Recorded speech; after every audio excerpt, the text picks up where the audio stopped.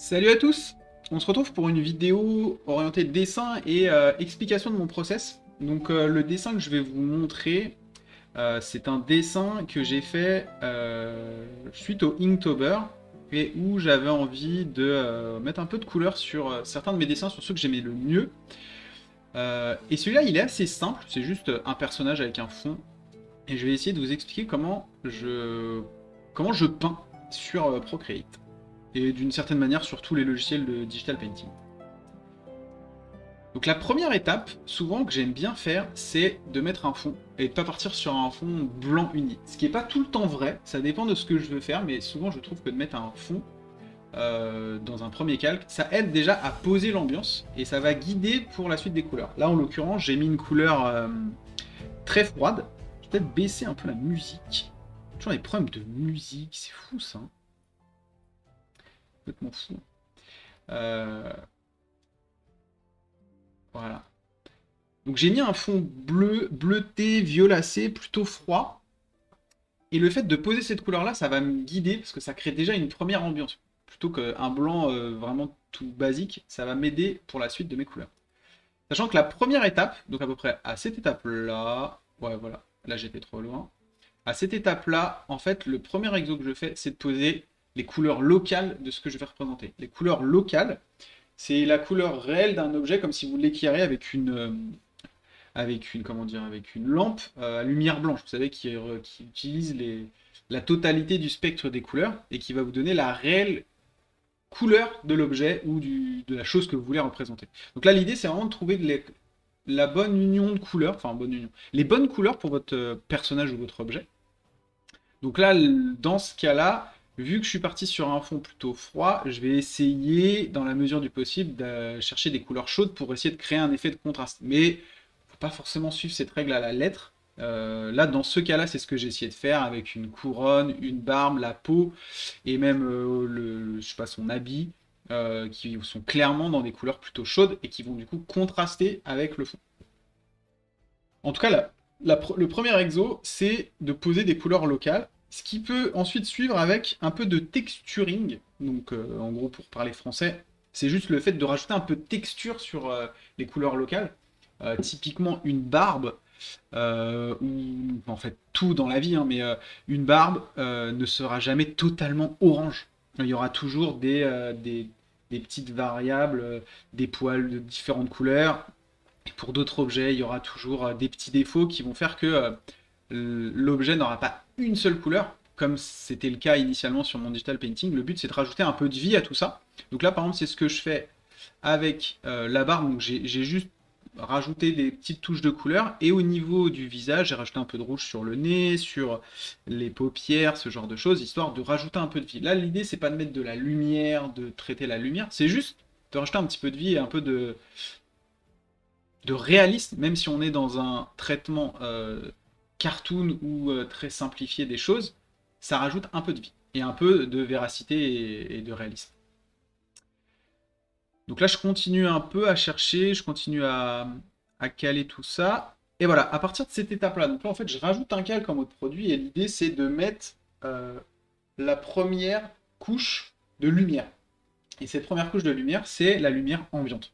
Dans ce cas précis, même si la scène pourrait très probablement être en intérieur, je considère que il va y avoir une ambiance bleutée qui va éclairer la zone. Et donc du coup, dès le début, je pars avec un calque en mode produit, avec ce bleu qui doit être dans la logique plutôt brillant, et que j'applique sur la totalité de mon calque de couleur locale et de texture.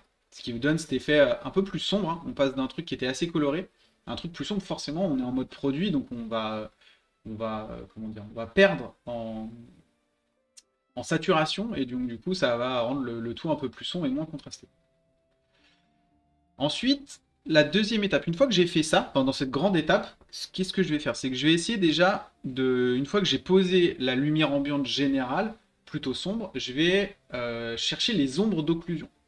Et donc là, je vais aller je vais partir du bleu que j'ai mis et je vais chercher un bleu plus foncé, un peu moins saturé, Et je vais aller chercher les endroits où la lumière, même cette lumière ambiante, ne peut pas passer. Donc ça va être par exemple sous le nez, dans les trous de nez, sous les yeux, sous les paupières, sous la barbe, sous tous ces éléments où la lumière d'ambiance va avoir du mal à passer ou ne pourra pas aller. Et là, j'utilise une couleur du coup forcément plus foncée.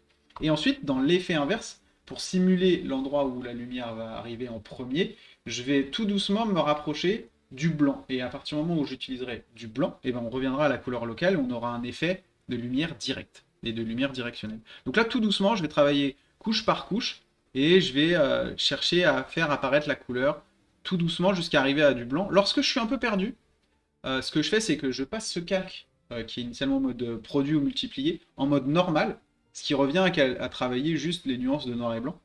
Et du coup, là, je suis moins perdu puisque je ne travaille plus que mes valeurs de ce calque-là et je ne vois pas l'effet sur les calques qui sont en dessous. Et ça me permet de me rendre compte déjà de ma direction de couleur. Donc là, on voit que je faisais partir la lumière du côté gauche, voir si elle est cohérente et si elle se tient en tant que telle. Et ensuite, c'est vraiment un exercice où tout doucement, je reviens sur mon calculateur en mode produit pour voir si ça reste assez lumineux. L'idée, c'est de trouver le bon niveau. Ah, et là, il se passe quelque chose, c'est que à partir de cette étape là, voilà, à partir de cette étape-là, je considère que ma lumière initiale, ma première lumière, donc qui vient plutôt de la gauche, elle est OK et je vais pas aller plus loin dans le détail. Et que l'effet de volume il est OK. Et là je décide de rajouter une lumière secondaire, donc souvent ça va avoir pour effet de faire une espèce de rim light.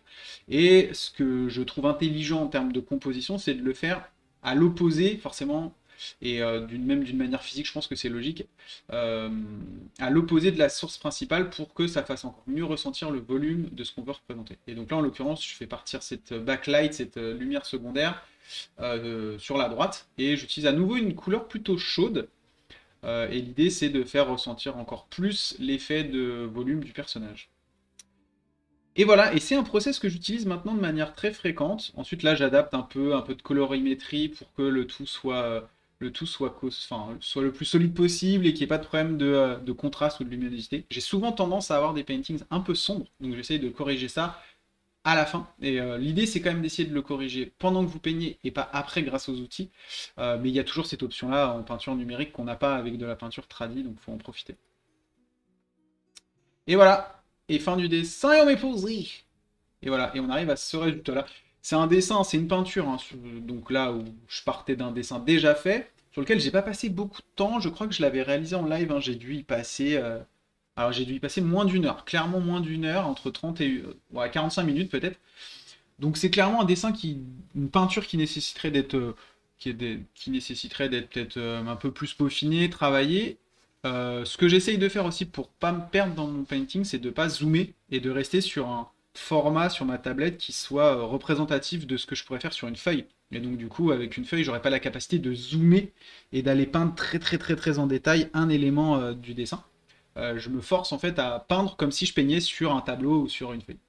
Et ça, je trouve que ça donne un bon effet global sur la peinture, c'est qu'on n'a pas fait un focus de détail à un endroit et on est beaucoup plus à l'arrache de l'autre côté, quoi.